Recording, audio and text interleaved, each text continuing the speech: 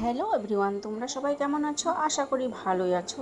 তো আমি আজকে রান্না করব ইলিশ মাছ। তো দেখো, ইলিশ মাছগুলো সুন্দর করে হালকা করে ভেজে নেব, লবণ হলুদ দিয়ে মেখে রেখেছিলাম। এবার এটাকে রান্না করব আমি কোয়াশ আলু আর বেগুন দিয়ে। তো আমাদের বাড়িতে কোয়াশ আলু বেগুন দিয়েই বেশি খেতে ভালোবাসে। তো এই যে মাছ আমার ভাজা হয়ে গেছে, আর এদিকে মশলা ভেজে নিচ্ছি। আগে কোয়াশ আর আলু দিয়ে ভালো করে লাল লাল করে ভেজে নেব। তো দেখো, তারপর বেগুনগুলো দিয়ে দিলাম।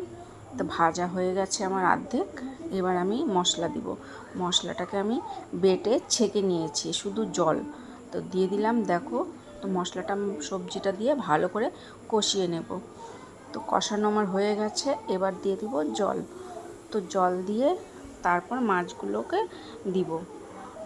তো কোয়াশ আলু ইলিশ মাছ দিয়ে পাতলা করে রান্না করে খেলে খুব ভালো লাগে খেতে। তো তোমরা ইলিশ মাছ কে কীরকম করে খাও অবশ্যই আমাকে জানাও। আর আমার পাশে থাকার জন্য অনেক অনেক ধন্যবাদ। আর তোমরা আমার পাশে থাকবে এভাবেই। নেক্সট আবার একটা নতুন ভিডিও নিয়ে আসব। তো ঝোলটা আমার ফুটে গেছে, এবার আমি গামলায় ঢেলে নেব আর গরম গরম পরিবেশন করব।